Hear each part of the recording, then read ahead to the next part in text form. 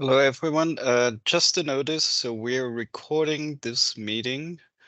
So just for you to know, and we will share the recording later on the event webpage. We will share the link to that after the meeting.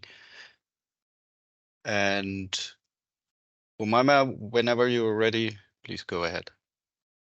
Absolutely. Thank you so much, Alex, and thank you everyone for joining us today for the second webinar of our series leading up to the UN Datathon. We are very excited to have you here and to hear from our excellent panel of speakers that will inspire us on how to use data and technologies in general towards addressing some of the SDG challenges. And this is really the goal of the Datathon itself. So this webinar definitely comes in as a critical moment for us to inspire you by what other people have done through their studies or work, and we're hoping that you will get some ideas, maybe participate in the Datathon as well, and overall learn from other people's experiences. So with that being said, we'll start with a quick 1-minute introductory video, and then we'll jump straight into the webinar. Innovation, exploration, and real-world data implementation. Every year, we use data science to develop solutions for global challenges, and now you can help us do the same at the UN Datathon 2023. Teams from every corner of the globe will participate online and on-site in our 3-day event in Montevideo, with winning projects hand-picked by our expert jury. So join us between the 3rd and the 6th of November and register today or before September 30th, with special thanks to AWS, who made this video possible.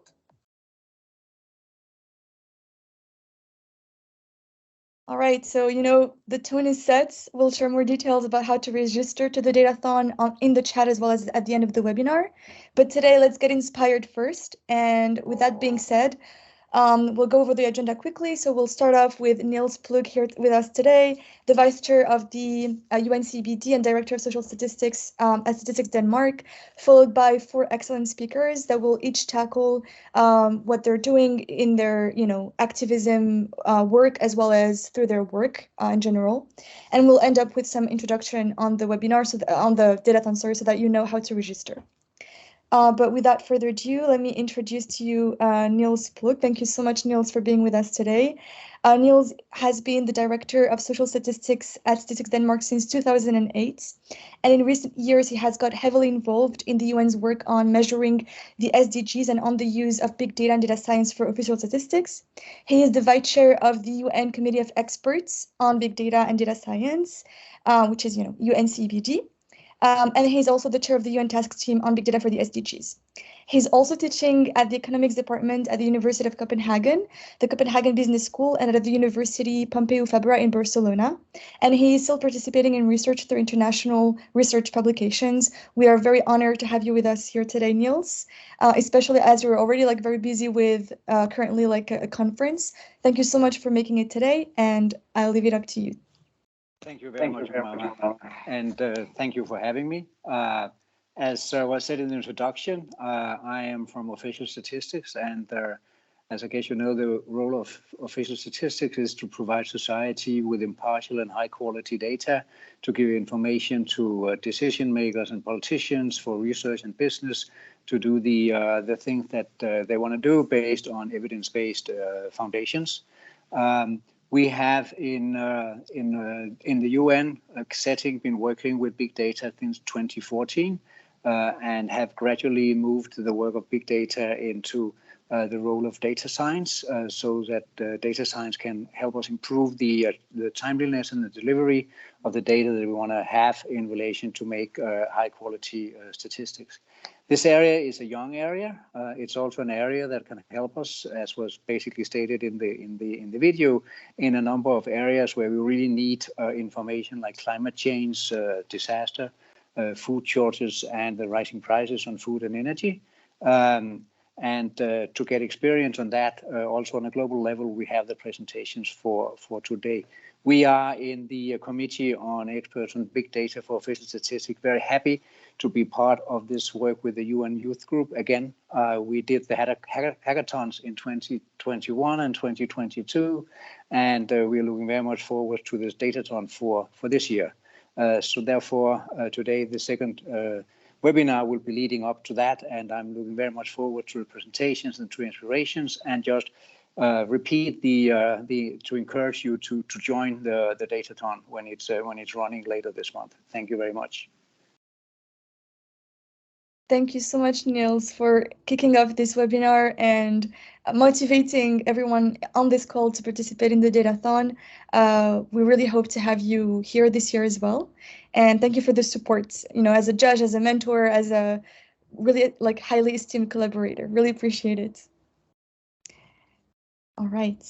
So now we'll introduce very briefly the panel of speakers. We'll give a more thorough introduction because their experience is truly inspiring and has inspired us, and that's the reason why we wanted to have them here today to share their excellent work with all of us. So we'll be hearing first from Alinne Olvera Martinez, who will be focusing on SDG 11 about sustainable cities. She's a focal point, among other things, a focal point in Young Scientists Platform on Disaster Risk Reduction at MGCY, which is the major group for children and youth. We'll then follow up with Neeshad Sharif, who will be tackling SDG 13 on climate action. He's a climate advocate, energy and policy expert in the Middle East.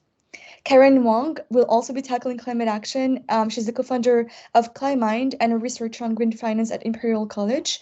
Sorry, there's an I missing, Center for Climate Finance and Investment. And finally, Motilla is here with us today. She'll be tackling SDG 16 on peace, justice, and strong institutions. And she's the co-founder of AI for Gov in the Philippines. So we have, experts, entrepreneurs, people that are really heavily active in different SDGs, and we're really happy to have them here today with us.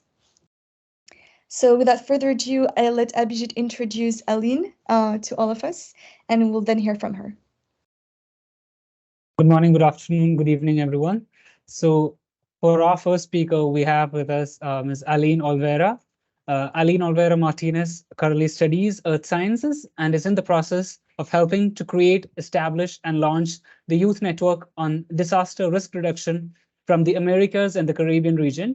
And this is done in collaboration with UNESCO, UNICEF, UNDRR, IFRC as well. She has also been advocating for youth empowerment within the DRR system and climate action as well, and also being a global focal point with the Sendai stakeholders at MGCY, Sendai stakeholders engagement mechanism focal point for HLLPF, and as a former co-lead for the thematic session for SDG 11. Alinne currently lives in Mexico City, Mexico, and she will be discussing on how young people are closing scientific and technological gaps in the Latin American and Caribbean region through orientations and programming competitions. In particular, she will address the importance of local level strategies to address disaster risk reduction and establishment of resilient localities using multi-hazard early warning systems. So we're very glad to have Alinne with us today for this webinar. Over to you, Alinne. Thank you very much. Good morning, everyone. Buenos dias. I know this is also happening in Uruguay. That's a place that's very, very close to my heart, so I'm very happy to be here. So, okay, without any other things happening, welcome, everyone. My name is Alinne Olvera, and I will be talking about a little bit more about resilience and how youth-led approaches have been developed in the region in order to achieve these very, very complicated concepts.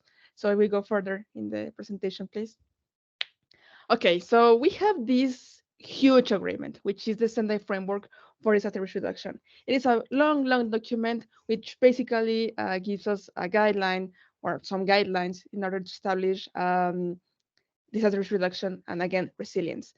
But we do not work in silos. We work with a common agenda. And I mean, this particular approach is kind of short, but just to give you a glimpse of what is the Sendai Framework and the SDGs, we have several connections. As a matter of fact, we have just 4, but again, it's a longer approach. So we have goal number 1, which is decreased number of deaths, missing persons, and persons affected by disaster per some number. We have, of course, goal 11, which is very, very related to economic losses and GDP. We have goal 13, which we tend to work towards resilience, but being very, very conscious of what we do in the environment, and of course, climate change. And goal 9, which is substantially increase the availability of and access to multi-hazard early warning systems. And this is a very, very important step in my presentation because I will be focusing a little bit more on early warning systems. Again, this is a very, very brief approach towards the SDG framework and the SDGs. You can find connections everywhere, but these were the most predominant ones I found. So we go for the second slide. Okay, so if we talk about regional approaches, we cannot forget that we live in a context. And I really like to put this as a Sudoku board.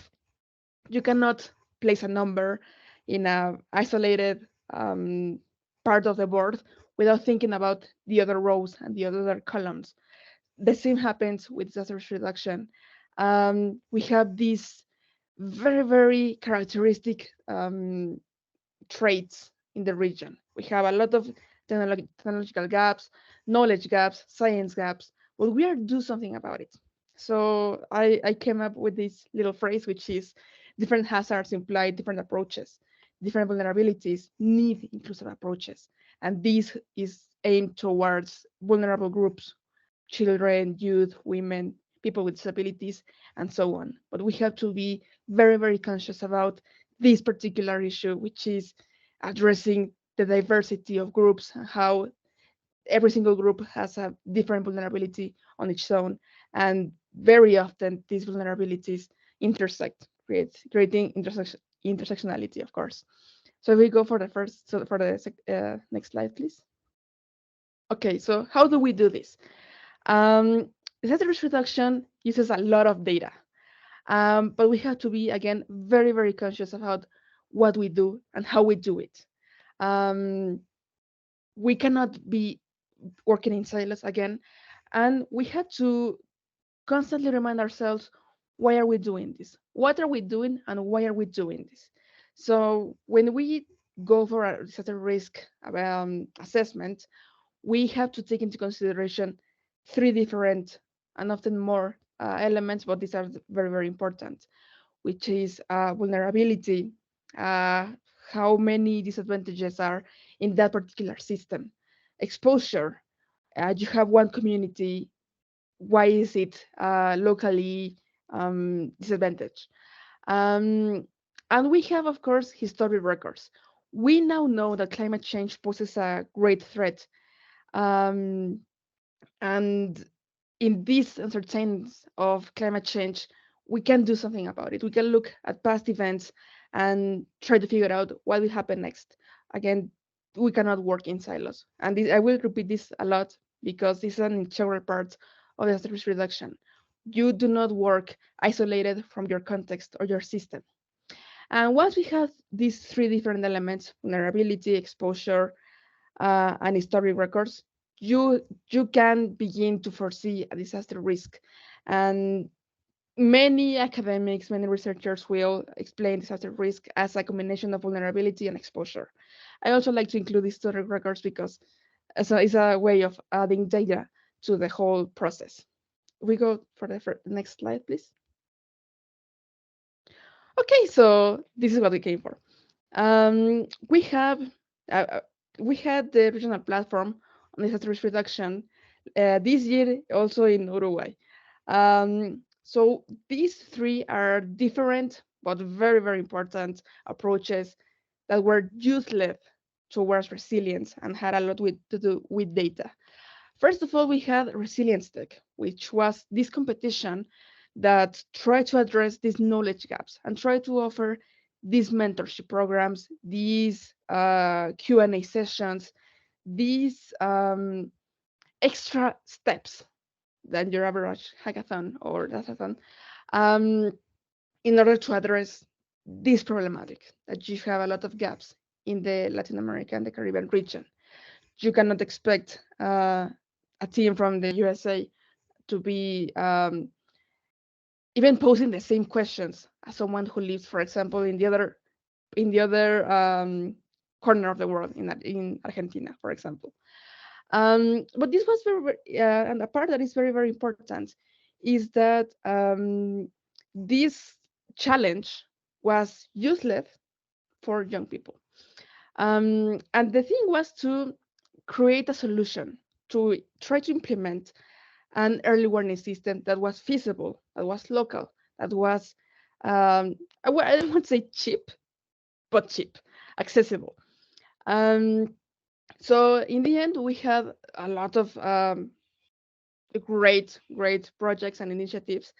And the winner actually was a Mexican team. I swear I was not involved in that process. But they did this amazing job at addressing the local level solutions. They had this app that was guided and managed by the locals. And they had this very, very crucial strategy. They would engage with local leaders, and then they will be in charge of distributing information. So that's a very, very clever way to approaching disaster risk, because once you have the leaders of the community, and the community is very, very based on these sorts of levels of organization, you can do something about it. And actually, they managed to have a great response towards flooding in a day that wasn't particularly rainy. So they had a very, very interesting approach, and it was all led by young people. Also, we had at this particular event at the disaster regional platform, we had the Ignite stage, which was this very, very fast-paced scenario where a lot of stakeholders shared their perspectives on DRR, but very, very influenced by science and technology, which was, by the way, the theme of the whole event. It was not particularly youth-led, but there were a lot of young speakers and participants. I think maybe 2/3 of the whole participation was young persons, which is a great number. And we had a very, very great approach towards understanding how risk is understood by young people and young leaders. And at the very end, we also had a youth-led side event, which I particularly led. And we had to engage several stakeholders, academia, government, young leaders, in particular in activism, young advocates, institutions, and so on, so on, so. And we tried to get into this very specific scope, which is the science and technology scope. And we tried to share as much as we could in order to have this very, very broad, but very, very nourishing approach towards DRR. So, okay, that's, I think my time is almost up. So those are my social networks, if you want to add me or whatever. And thank you so much for having me here. Thank you, Alinne, so much for introducing the excellent work you do with other youth activists like yourself. Thank you for inspiring us for the second year in a row. And yeah, let's keep collaborating. And I'm sure some people here are interested in disaster risk reduction in particular. So please make sure to reach out to her and connect with her in order to be involved in some of these processes. Thanks again so much, Alinne.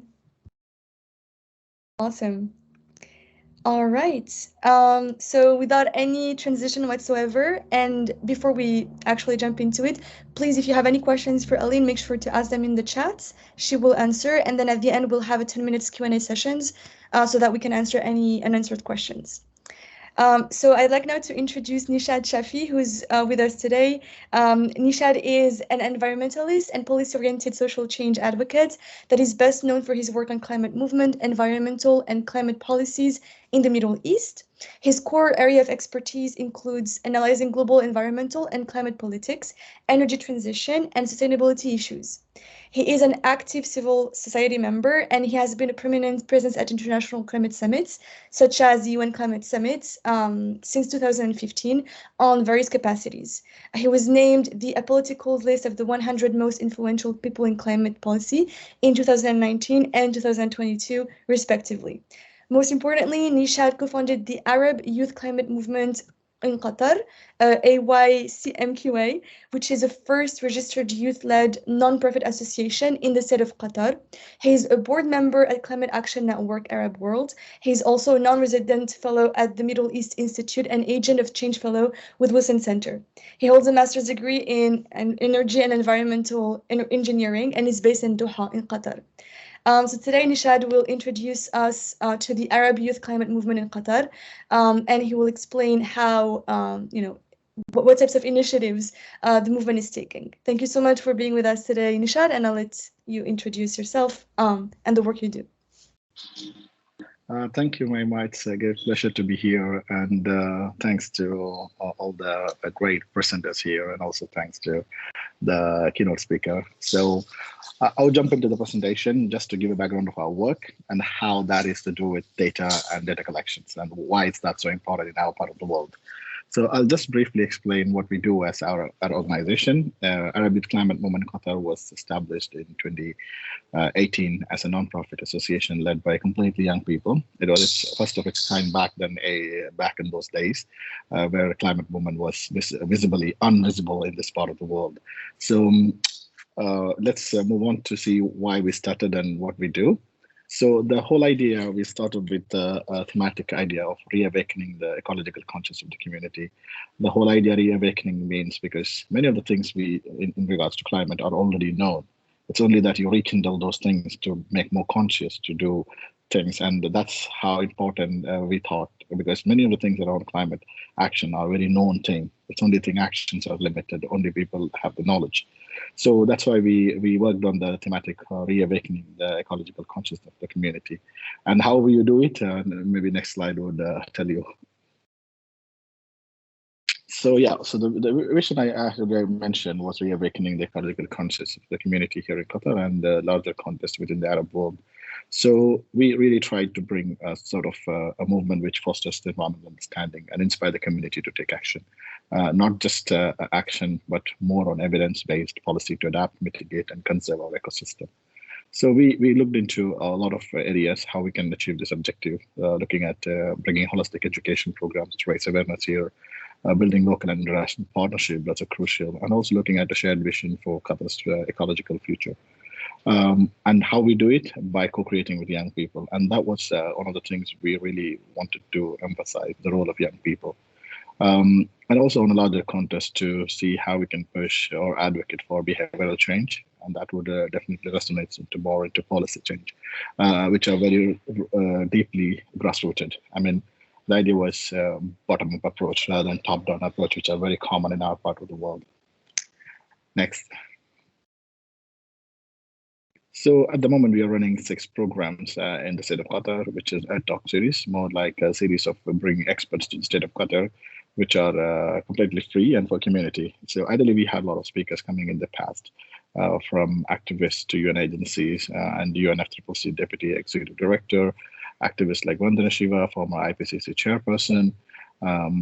And we had, lately we had speakers from the Europe and Asia, more from academic activism and from very deep-rooted scientists like based out of Schumacher University in the UK. So the idea of our talk is more to bring international famed people to the state of Qatar to bring close to the community because there was a lack of access to those in the past. Second one is bringing close to nature. It's a video series where we talk about the environmental issues in the region rather than looking at the West or East. So we always have issues when climate issues are discussed. Most of the time we are happy to hear, we tend to hear more news from like wildfire in the US sea level rise in Bangladesh, but forgetting the local issues of the same happening in this part of the world. So we emphasized on doing some video campaigns on bringing that local awareness of the impacts of climate change. Another interesting program is eco-literacy for imams. Imams are the priests at the mosque, the Muslim prayer place. We wanted to tend to use how we can use our community and religion in this part of the world. So we started training the imams at the mosque to talk about environmental issues at the place of worship. It's a very key project we started a couple of years back now, which is officially part of the United Nations Environment Program, Faith Leaders for Climate Action. So we are also part of the same group also at the moment. And Zero Waste Qatar is more on the plastic waste and how we can work together to reduce plastic waste in Qatar.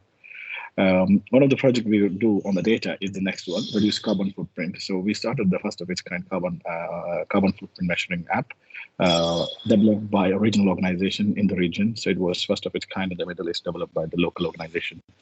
And last one is Qatar Environment Champions, where we'll be training young people to be champions over the 9 months training program, ideally developing more skills for young people to be leaders in their community. So these are ideally our programs which are ongoing at the moment.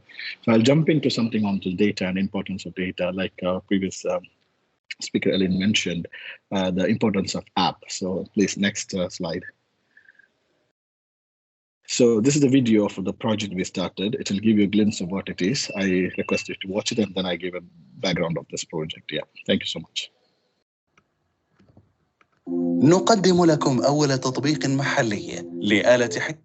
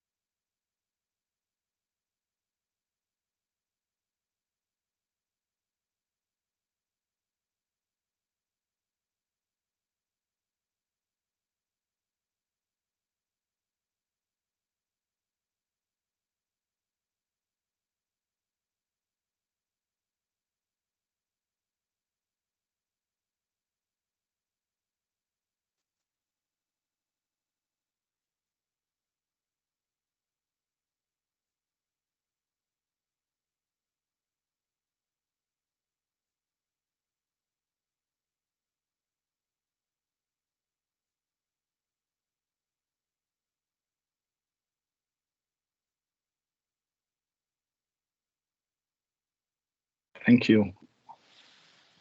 Thank you, ma'am. If you can put back the presentation. I don't know if we're able to hear the audio, but I believe there was a subtitle in English to get what's exactly explained.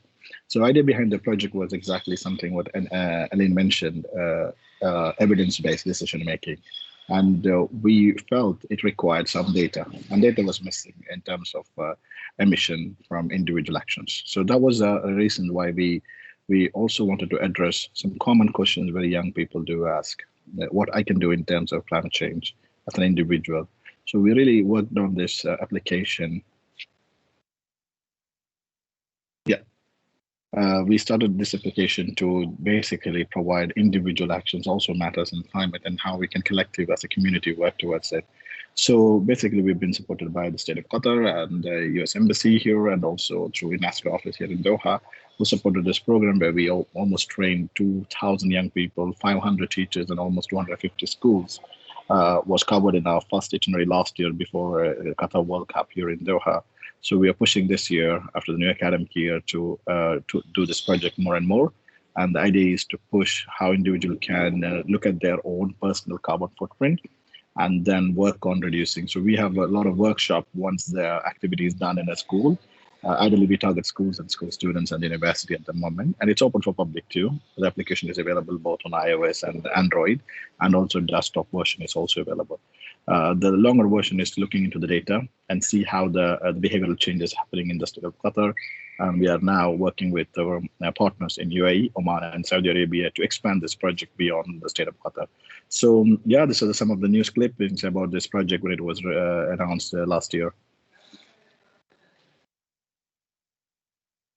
So these are some of the good achievements we've been congratulated by the state officials and our participation with various UN events in the last years. Next, please. So yeah, that's very short, and I just wanted to emphasize on the digitalization we used in terms of individual climate action. And if you have any questions, please do reach out to us. You can find our website, our email IDs, and how to contact us on our social media. And I would like to thank you all. If you have any questions, please do reach out to me. Thank you so much.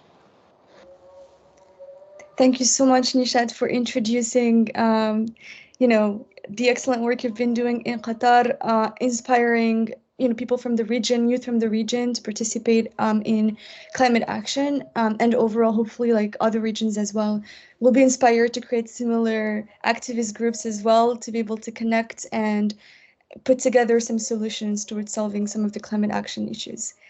Thank you again so much. And again, please feel free to reach out to Neeshad if you're in the region, but also if you're outside and interested to know more about the excellent work that he's doing. We're really looking forward to, to having you also participate and be inspired by these speakers. All right. So let me move on to, the next speaker. So we have next up Motilla, who is the co-founder and innovation lead for AI for Gov, which is a social technology startup that helps government units improve service delivery and promote citizen participation. She has 9 years of experience working in the public sector, which is focused on entrepreneurship and youth development. She has also served as part of the Youth Leadership Board of the Avast Foundation for Global Digital Freedom. She graduated from the University of Philippines with a degree in community development and studies social entrepreneurship and economic development, and as a ESI fellow at the University of Connecticut. She is currently taking a postgraduate degree in artificial intelligence for public sector.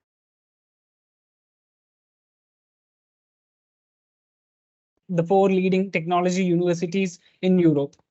She is based in Manila, the Philippines, and she will share how a group of young multidisciplinary leaders in the Philippines are co-creating digital solutions for AI adoption and data culture empowerment across various public sector domains, such as the health, agriculture, education, and public administration. So Lei is in tune, her speech would be in tune with what the Datathon aims, as is with the other speakers as well. So using data, how we can improve and accelerate the implementation of the SDGs. So over to you, Lei. Hello again, my name is Lei from the Philippines, and AI for Gov is maybe click next. AI for Gov is a social technology startup that is focused on building civic and GovTech technologies for the public sector. We are a group of young professionals who has experiences in the public sector as well. And the way that we wanted to transform the public sector is by intersecting 3 things, which are automation, data science, and community organizing. Next slide. For this webinar, what I wanted to share with all of you is the experience from the Philippines on how we are able to organize youth-led, completely youth-led, inclusive, diverse, and participatory AI for Gov adoption in the Philippines. Next slide, please. There. So the pain that we are trying to address is a pain that is common for a lot of low and middle income countries, especially in the global south, which is issues limiting citizens' access to basic services. And next slide. And this is also true for a lot of countries in our part of the world, especially. And just next.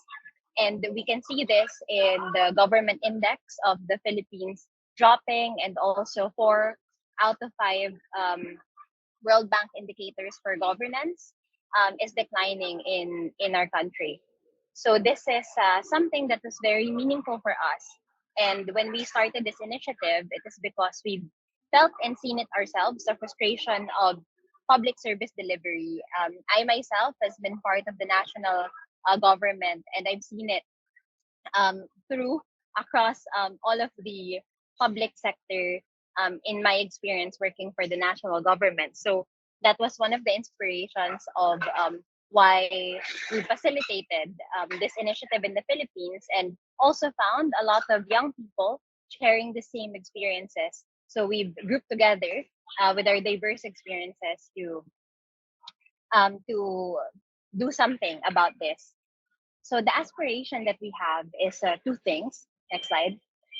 One is, on one side, it's enabling civic voices to shape local development. And on the other side, as you build the demand for civic participation, you also want to make sure that the government is capable of addressing these. So that's why DTX, digital transformation in basic services, and ensuring that the government is also has capacity to provide accessible public services is a relationship that we want to balance. And through technology, data, and community organizing, most importantly, we wanted to facilitate this. Next slide. I think the first speaker was able to say that contextualization is very important. So in the Philippines, we saw an opportunity. So when we did a lot of our field work, ethnography work, design thinking activities, we were able to see that a lot of Filipinos, especially, are on social media, especially Facebook. I think we're one of the top, if not the top, Facebook user in the world, and we've seen this, um, this platform is not just used for connecting with families and friends, but also through local government. So when we ask a question, how do you engage with your local government? 90% would say that they engage via Facebook Messenger. So this insight is an important thing, especially that you're doing the hackathon, because sometimes it's not so obvious. So you always have to do your field work, your design thinking, your empathy mapping in order to understand what are the channels of information. And this was one of our major insights early on when we were beginning the initiative. And actually, we were also part of a UN hackathon, local hackathon, and when we started in AI for Gov. Next slide, please. So this led us to build on this technology, and as one of the main channels to innovate. So that's why we've been specializing in bot systems and extending the technology to management systems on the side of the government, but also visualization systems and engagement system on the side of the citizens. So this the philosophy here is building a healthier public sector value chain. So it's not just about having the best super app that we can build and we can scale, but it's really mostly about how might we facilitate this relationship and adopt the technology. So we're not focused on a single technology, but on a range of technologies. Next slide, please. So our solution is less about a single application, but more about data culture management or data maturity transformation. So in this, in the way that we approach our solution building, we start from AI readiness, assessing, diagnosing the public sector. Where are you in terms of your data literacy, your data maturity? What are the technologies that you are using? And then we try to have initial solutions for them to be AI ready, because as you would know, if you have experience working with a lot of government, some of them are still trying to build on spreadsheets even. So we are not yet there. There are no infrastructure databases that are connected in order to have more sophisticated applications of AI technologies and analytics and advanced analytics. So we build a journey from AI readiness, AI forward to AI advantage. And this is something that we've developed from our first hackathon that was focused on, a bot technology, to seeing it in a wider scale as, no, this is not just about a single hack, but it is about data literacy, data maturity, data culture. And the technology that we build is just ways to facilitate this. And there are many ways in order to reach your goal in the public sector, reaching your KPIs, management systems, etc. So this is one of the insights that we've also had as we've matured in the solution camp. So AI for Gov actually has a meaning. It's a appreciative inquiry, meaning you build on the strengths first.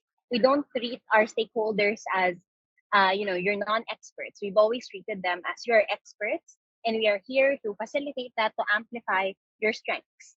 And then we don't go in with, use this AI technology is very cool, but we first build automation imperatives, because we don't really believe in AI toys, but we believe in long-term solutions. And most of the time, we don't really need AI technology. It's further down the line, but first we build the ability to be sustainable through automation imperatives, and then AI DS initiatives if it is important, if it is necessary. And mostly, with all of these organizing and technology applications, it's all about actionable insights that we bring for participatory governance to actually be achieved. So this is the philosophy of AI for Gov, that over time, we've been validating it through a lot of things that we have done locally. Next slide, please. To date, we have, even though we are a young startup, we now have 2 million unique reach across 1,300 cities and municipalities in our country. We've also received recognition internationally and also through our own government. And even though we're young and we're just a small startup, we wanted to emphasize the importance of, it's not an excuse not to have quality. And that's why, even though we are small, we've already had our certification in ISO 27001, because you wanted to serve your stakeholders with the highest possible quality, even though you're young and you're small. So that's one of the things that we are quite proud of when it comes to service delivery, that we also wanted to share for all of you out there who wanted to do your hackathon. And just quickly, some of the actual use cases that we've done to highlight. One of this is our work with the Department of Health. From during the COVID crisis, it was just a single initiative, and then it grew and it grew. And now, after 3 years of navigating the system, we are now trying to create a pan-respiratory system for our country. So that started with a single initiative from 2 or 3 people who are young, who just graduated, and now it becomes the national respiratory response system for the country. So this is just to give you an insight that although you don't have a lot of resources, all you have is creativity, the desire, the passion, it could work. It could work because a lot of people in the government and stakeholders, multilateral organizations, they appreciate youth advocacies. They appreciate that energy. And if you can sustain it, even though there are a lot of challenges, it's possible to really have institutional change. And this is what we've seen in our work. It's also important that you work with civil society organizations, like what we've done also in our conduct of socioeconomic assessments. And this is a great, one of our proudest work, because we've been able to mobilize 23,000 respondents in a matter of a week, fully remotely, and applied AI and ML techniques in order to have some identify strong and weak signals, see profiles of people. So it's a different way. It's a different way to understand needs, because traditionally we have needs assessment, but then you can now be more creative with how you communicate these needs and what are the weak signals and the strong signals that we can find in from data gathering, new data gathering techniques. And this is just a range of, in AI for Gov, we're quite industry agnostic because we believe that it's all about institutions. So here we've seen different applications in climate education, agriculture, using satellite imaging, text analysis, different clustering and classification techniques. And now we've also applied generative AI in our solution workflows. So that's, you always have to adopt, and that's why that's the and navigate a lot of things. So, and then now we've been advocating for civil society organizations as facilitators of actionable insights, because we believe that these are new sources of power when it comes to SDG acceleration, and new sources of power for traditional facilitators, right? So because we know that at least in the Philippines, a lot of civil society organizations are becoming older in the generation, and now it's up to us as a younger generation to bridge this gap and have new techniques, new sources of power to make it happen. And this is one something very specific to SDG 16 is we work on building participatory knowledge bases where, if you can imagine, we conduct workshops in different cities and municipalities, and we turn this social consciousness and codify it, and then build classification models or clustering models that will then give amplification to these voices on the ground, on the grassroots voices, so that we can process it for policy making, for policy development. So like that's an example of new sources of power. So these are just different ways of applying AI and ML techniques for actionable insights with the state and your non-state actors as facilitating entities. And we've been doing this for 146 cities and municipalities through our local governments. We've also done it during the elections and this information mapping. Maybe you're familiar with this. And what we advocate for, and also with the hackathons that you're going to do, is that trust that those little civic initiatives, if sustained, can really lead to GovTech or to institutional practices. And this is the team. We're very young, so 25 is our median age. And then this is our hope that this will be the future of trust, that there will be a lot of systems and initiatives like what you're doing, like what we're doing, like what they're about to do to accelerate sustainable development goals. And we invite you, if you're interested, to also become a co-founder in your country, because AI for Gov is a non-profit organization, and it's more of a philosophy and way of doing things.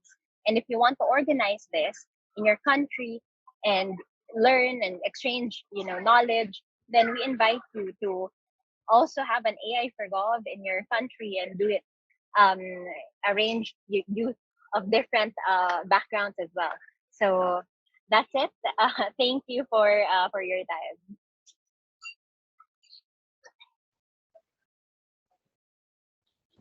Sorry. Umayma.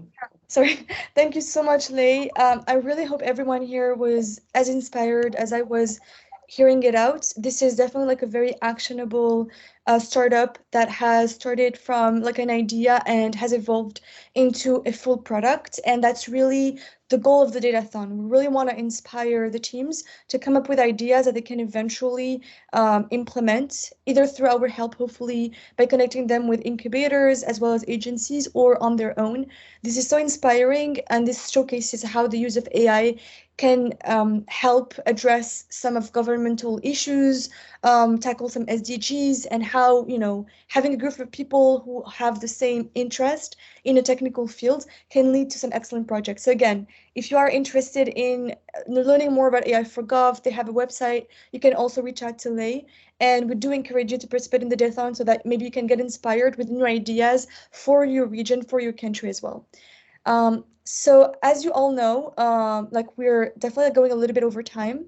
And I'm sorry, like there were a lot of slides here from Lei that maybe she can share as well. Like we'll try to share them by message. But thank you so much, Lei, for your speech. So we'll go straight into Karen's presentation. We'll still hold a Q&A, but please make sure to ask any questions you might have in the chat as well, so that we can answer them as we go. And also, it will be much easier for us this way. So I'll get back to Karen in just a little bit. Yes, all right. So thank you so much, Karen, for being our fourth and last speaker, for joining us today. Karen is also an entrepreneur, so I'm going to quickly tell you about her. She is the founder of Climind, a data as a service platform building an actionable climate data infrastructure to enable AI-powered search through high-quality data. She's also a research assistant at Imperal College Center for Climate Finance and Investment, and she was recently recognized to be named the first female Chinese selected as a young leader for the SDGs, recognized by the United Nations. So congratulations, Karen. She's also been named Forbes 30 Under 30 for building carbon-based Miracle Plus S21, former Y Combinator in China. And before that, she worked at Merrill Lynch and Microsoft in the data science sector. She's based in London in the UK, and we are so happy to have you with us here today, Karen. So I'll share your presentation and let's hear about Climind. Thank you so much. Hi, everyone. And then such a great pleasure to be here. I know we're a little bit overrun, so I will be straight to the point. It's a lovely introduction I had. So I'm currently based in Beijing and from China originally. And then there are QR code in the first page. The first one is my linking, so feel free to connect. And if I know like we don't have time for all the questions, but feel free to message me, email me. And then the right one is a survey to our product and then registration. Register our newsletter. So Climind. My work is in both academia and startup. So academia, we do the research on the climate finance. The ultimate goal is to mobile the capital into the climate projects. And then initially, I'm not from the finance background, but it's really to start to appreciate like for the issue like climate. It's really like my topic here is a trilemma with sustainability, affordability, and the growth. Technology alone would never be enough. And then today, I know it's a hackathon, and I highly encourage everyone to register. So it's such a lovely topic. I wish I had this kind of opportunities when I was studying. But then my presentation, I think one is about my public sector work at the UN and associated events. And the more it's like as an entrepreneur, how we find the pathway to make into use. How to make data into these of the climate change issues. So if we can go to the next slide. Climind is my latest endeavor. The idea is to use large language model, tailored version for climate change. And then the difference from the common model we have now, like Bing or ChatGPT, is we believe the credibility of the information search, and then to an extension, the knowledge retrieval is a critically important part, how we can accelerate the discovery of climate solutions. If I may say, like the biggest challenge for climate solution is now everything's too expensive. We have our hammers, we have our tools, like carbon capture, other things, but the thing is like to reduce the ton of carbon emission, it costs a lot of money. Like companies are not willing to or cannot afford. So the angle we see is really how can we empower everyone in different sectors. There's no answer format, like we can answer all the questions, but the access to information is sort of the key to accelerate. So we go to the next slide. The entire journey building Climind is a combination of our expertise on the climate change and AI.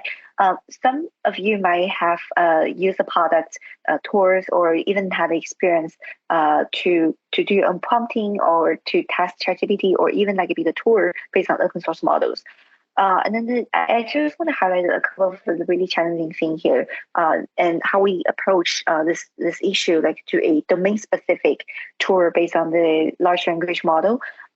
So one thing challenges about the data quality, access of data, especially when you go to the domain-specific area like law, medical, or climate change. What do we do? it really requires expertise to help you to annotate and then to do the pre-processings to get the data ready for training and then to get in the loop. And usually the questions are not like numerical. I just give a quick example here. So in ESG, we have different disclosure standard. A recent one, called the CCFI. There are many names about that. But what I want to say is, to decide whether a listed company report in the way they're supposed to do, the judgment, it's really hard to define the boundary. There are some numerical part, like we can calculate the carbon emission, and then like some previous speakers have mentioned the projects, which are also meaningful. And I think like the thing we really approach here is the reporting itself is also evolving, including from the policy and then from the framework and then the standard. Especially climate is a global issue. It's really tough to come up with one solution to answer all the questions. And then this is where we're coming from, to believe the one little thing we can really help people to do is to quickly, by asking a question where I can give you the answers with citation. So really specifically, like from which page of IPCC or from which page of the disclosure of a certain company can answer that question. And then now the tool we have do not really provide the capability of that. So this is where Climind, the number one thing to work on. And now we're in testing and in the proof of concept with several financial institutions. And soon we'll also, here's just a call to actions for like fans that are interested in climate and then with the background of climate change, more than welcome to join our the journey to co-build this product. And then if we go to the next page, if we can go to the next page of the slide. So I just want to give a quick so this is like a journey. So besides my startup, I spent quite a lot of time last year in different conference regions, and then it's a magical year, I think, for me. Like after COVID, during COVID, we have a major reduction of the carbon emission, but still it's not enough. So part of my commitment as the SDG young leader recognized by UN is to do the advocacy work and then share the youth role and then our startup job at different conference. I was at Oslo, Saudi Arabia, China, New York for different presentations. And something I realized and I find out is the impact of climate is really uneven distributed. And also the solutions are, we're not far from the solutions, but the big number one thing is it's too expensive. And I do think data AI sits in the really hardcore part to facilitate and to accelerate. I call it enabler.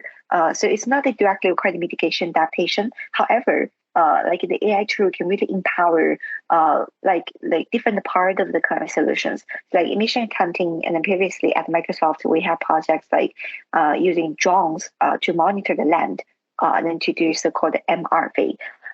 And this is just natural, but you're able to find out more on my link in our social medias. If we can get the next slide. So you may ask what kind of data we are talking about here. So besides IPCC, we all know about, in climate change, it's a combination of unstructured and structured data. So there are text, numerical emission, but more complicated is a multi-module imagery, how to process the satellite imagery to capture the emission or the methane emission or different format where we can describe the climate change issues and then to measure it, eventually to solve it. So a really tough part here is really how to identify the credible data source, and it's regularly updated, and also to translate it into a language where the data scientists can understand, and then a structured way, put it on the Kaggle or different format, you can train a good model on top of it, and then ultimately to solve the issue. So if we go to the next slide. I will skip some details of how and what Climind does here, but I think this is some kind of necessary background to share. There are some efforts in, for example, the public financial sectors trying to describe the climate issue. However, it's not good enough. So if we look at the left bottom corner, it's like a timeline of the ever-changing policy globally and locally about the climate framework, like how to do the reporting, and then how to do like at a different level. So the emphasis here is there's a lot of information to read. So a researcher at a college, for example, my job at Imperal, I might spend a couple hours a day to read 100,000 pages of reports. That might be a little bit more than that, less than that, but it's definitely something we can help like to increase the efficiency. And there are many examples on that. On the page, I see like the 4, but there are much more than that. So if we go to the next slide. And then in climate change, I find this graph is a really interesting description in the segment of the climate data. So it goes like a 3 category. The model data, and then in the middle is observed data where you can observe directly. And then the bottom is the most challenging part, is the asset data. So by asset data, we mean like the location or like the partnership, like the supply chain relationship among the different industry. So those are the information so really you need to downscale to a level that make it relevant to a company. So in that way, like we can really pass on like how climate is impacting certain part of your business and then to take actions on. So if we go to the next slide. And then a recent example is on the carbon market. So this is the voluntary carbon market. We use our tour to explore the 70 gigabyte, and more than that actually, project information to quickly understand what is going on for the voluntary carbon market. And then this is just a really busy graph to show like the massive and ever-changing world and the controversial area of voluntary carbon market. And then if we go to the next slide.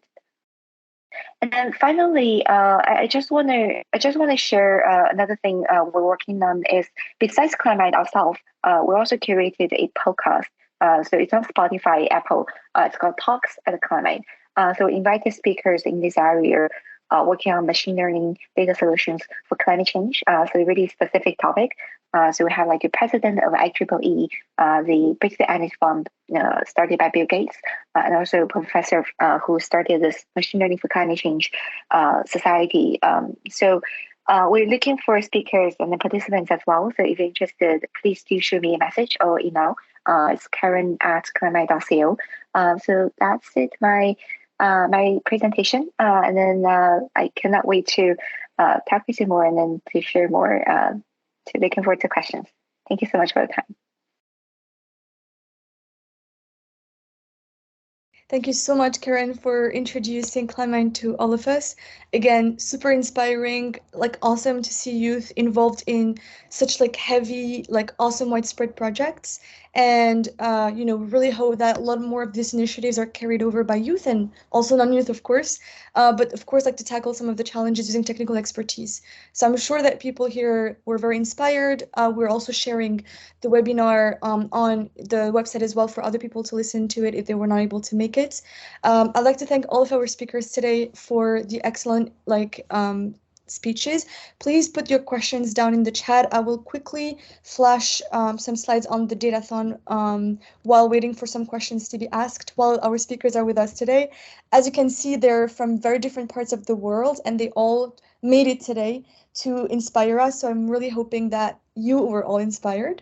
So let me just get back to the slideshow and go over quickly some of the slides on the Datathon, but please start asking your questions in the chat. So again, Datathon, we've already have a whole webinar on it that you can find on the website. If you want to scan this QR code to have access to the webinar recording, if you want to share it with other friends of yours who might be interested in some of the topics that were tackled today, please do so. You can also add yourself to our mailing list to know about future webinars. We still have at least 2 coming up, as well as some trainings. And last but not least, we're all over social media. You can reach out to us also by email, and we're very, very happy to have you here today with us. If you have any questions for our speakers, again, we'll try to share the contact information. You can see it on the webinar recording. But since they're still with us today, let's give ourselves 5 more minutes to answer any questions that you might have. We can unmute you if you want, or you can push your question on the chat. So Rena is asking for the email addresses in the chats. If the speakers can please put their email addresses. for contact, that would be great. I see Leonard is raising their hand, so if you can please unmute him, Alex, that would be awesome. Yeah. Leonard, you can speak now.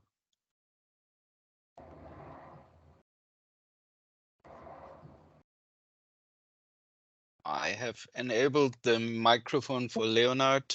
If you cannot speak, if it doesn't work, please just put it in the chat. So maybe we can go over quickly some of the questions that we had in the chat. Maybe we can do that while Leonard puts the question into the chat. If you can see it there, please let me know. I'm further up on the chat thread. So just two things to let you know in terms of registrations. If you don't have a team yet and you want to participate in the UN Datathon, there is a UN Datathon group on the global network of data officers and statisticians, which is at yammer.com/UNstats. So you can find possibly team members there to form a team, or you can join an existing team. You can also reach out to us and we can try to put you in contact with people maybe in your country, but we cannot promise anything. And so there was a question from Leonard earlier in the chat. Do we have any initiatives which we can join here in South Africa? We have data, but lacking initiatives, mostly from this group. So I think this was referring to one of the presentations. So yeah, we will put the contacts of the speakers into the chat, and maybe they can help you finding a group in Southern Africa. Any other questions, Umaima, Abhijit, that you would like to take? I think we answered most of them. I don't see any new ones. Abhijit, do you see any new ones? Since I dropped in between. No. All right.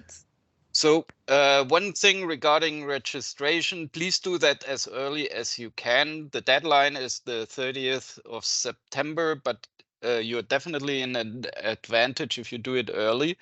And it also makes our life a little bit easier.